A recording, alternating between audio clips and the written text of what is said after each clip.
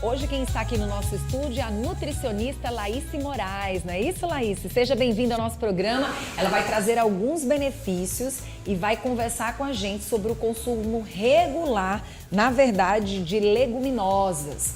Você que costuma comer no dia a dia, a gente vai entender hoje como a gente pode trazer essa alimentação para o nosso organismo e como ela pode trazer benefícios para a gente, não é isso? Vamos falar sobre esse assunto hoje, né? Por que, na verdade, as pessoas falam, mas muitas vezes não acrescentam na alimentação, né? E hoje nós vamos entender um pouco mais. Inclusive, algumas delas a gente não encontra tanto assim, dessa forma como a gente está vendo. Algumas é mais enlatados.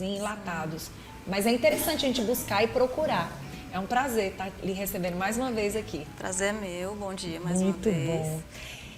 Vamos entender um pouco mais sobre essas delícias e que muitas vezes as pessoas preferem elas mais enlatadas, né? Que é o que é tanto cobrado que não se deve consumir essas leguminosas enlatadas, mas principalmente assim fresquinhas, né? E parece que as pessoas não buscam tanto, né? Sim. Mas falando em leguminosas de uma forma geral, a gente tem que lembrar que são alimentos de fácil acesso, né? São simples, práticas e extremamente nutritivas. Sobre a questão do enlatado, concordo com você. A gente poderia fazer uso das vagens mesmo, né? Do produto comprado de forma a granel, porque o enlatado tem o conservante, porém também é possível utilizar.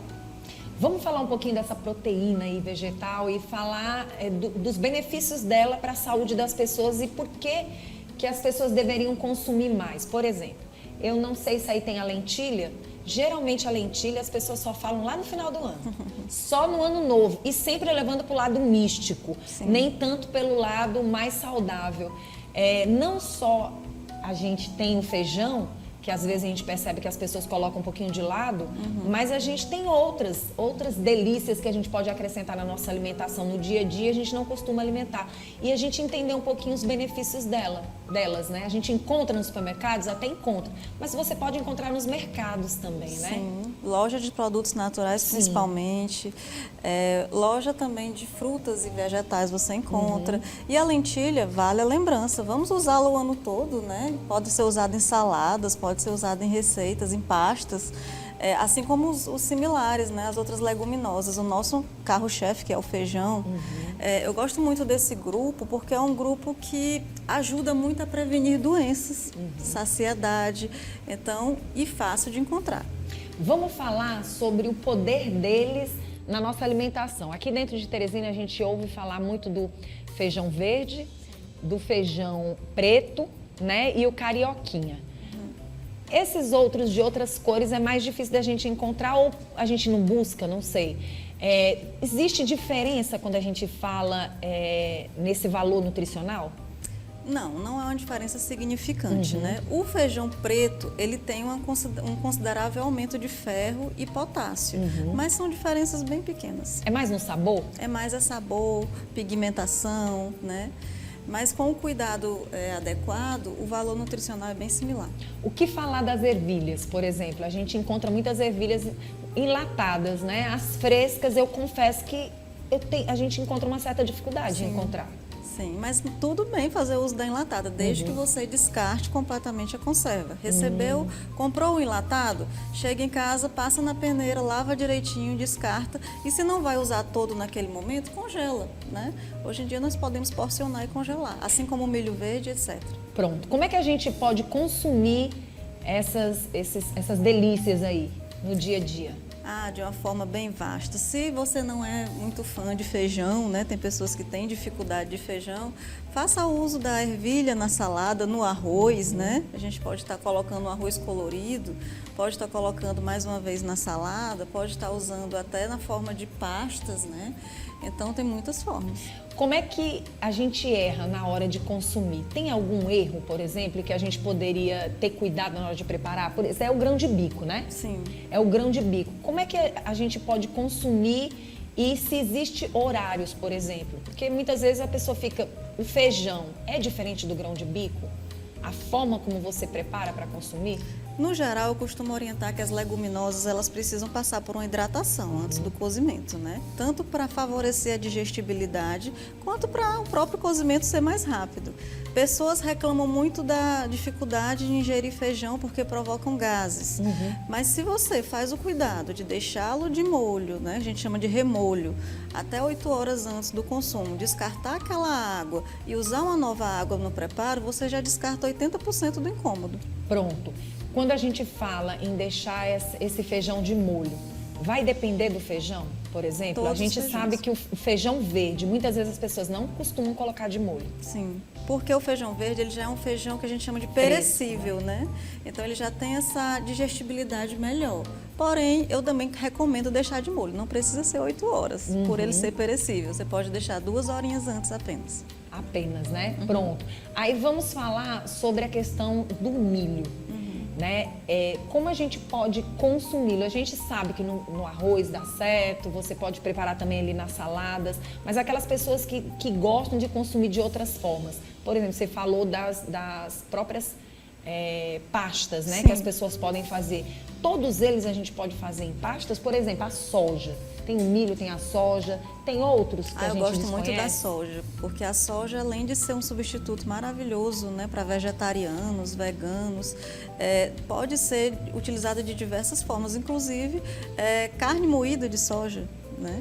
Então é bem vasto. E aí nós temos também que passar pelo processo de hidratação, como todas as leguminosas. Por que as pessoas elas acabam colocando a soja como um verdadeiro vilão na saúde das pessoas? Principalmente a soja no leite. Olha, eu quero até defender isso, que isso seja... Vamos defender, vamos. Que isso caia por terra, tá bom? Pelo contrário, a soja, ela é rica em flavonoides, antioxidantes, tá bom? O cuidado que tem que ter realmente é lá no cultivo, na plantação, a questão dos agrotóxicos e tudo mais, que é um risco que nós corremos, infelizmente, até com as frutas, né? Mas, do alimento em si, nós estamos falando de uma riqueza. Quem pode, quem não pode, esse todo mundo pode. Porque tem algumas pessoas que têm alguns problemas de saúde, né?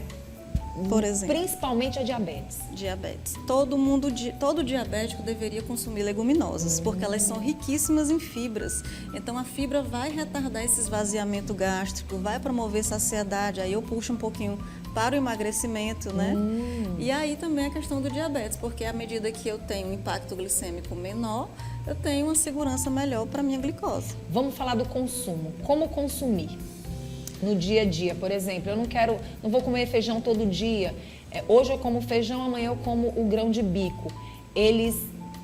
Tudo que a gente quiser encontrar no feijão, a gente vai encontrar no grão de bico? Sim, são substitutos. Em todos eles? São substitutos. Não vou dizer que são Todos. 100% equivalentes, Sim. mas todos são compostos por uma boa concentração de fibras, proteína vegetal e vitaminas do complexo B, o que torna o mesmo grupo de alimentos. Como é que a gente pode consumir? Que quantidade poderia ser?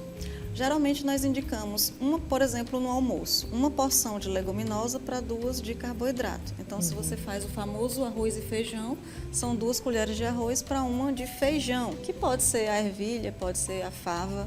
Digamos que eu não gosto de feijão. Se eu quiser todos os dias acrescentar ali uma lentilha, ou um grão de bico, ou uma soja, isso vai me trazer algum problema? Nenhum. Pelo contrário, vai evitar justamente que essa deficiência do feijão apareça mais na frente.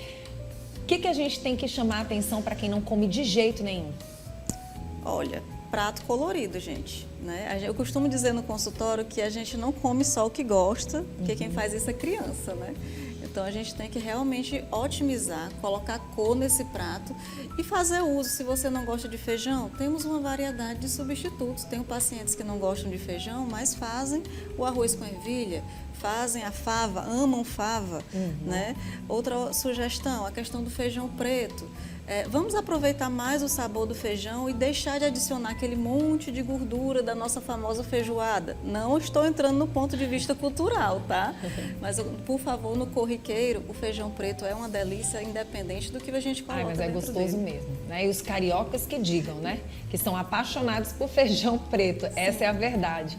E aí também a mistura vai influenciar? Às vezes você tem uma carne ali, você tem uma carne de sol, às vezes tem uma carne de porco, você acrescenta algo ali. É importante essa mistura? Sim, é importante porque aumenta a proteína, né? Porém, se de repente você que está assistindo é vegetariano, não é um problema. A gente pode melhorar a absorção desse ferro vegetal, que nós que comemos carne já adquirimos na carne. Para quem não come, pode estar acrescentando uma fonte de vitamina C, que vai aumentar esse enriquecimento do ferro, né? Essa absorção. Tem um melhor horário para essa alimentação? Por exemplo, tem gente que come feijão de manhã, para o almoço, e come feijão à noite. Tem alguma recomendação em termos de horário? Almoço. Pela própria digestibilidade, eu não recomendo muito à noite, né? Pode causar distensão, desconforto. E se você já faz uso de uma porção ao dia, é suficiente. É o suficiente. Pronto. O importante é acrescentar, principalmente na vida das nossas crianças. A gente vê que criança geralmente não come tanto feijão assim. E é muito legal quando a gente vê essa mistura. É o prato do dia a dia, é o prato realmente que a gente deve consumir. Não precisa de muita coisa. É o simples que faz É diferença. o simples. Muito bom. Quero agradecer pela sua presença. As pessoas que quiserem acrescentar, que não têm costume de colocar essas leguminosas no prato e quiser mais dicas, pode entrar em contato com a nossa nutricionista, né? Com certeza, será um prazer. Muito bom. O Instagram está aí na telinha para você que quiser acompanhar a nossa nutricionista. Eu quero agradecer pela sua presença. Agradeço demais. Obrigada, gente.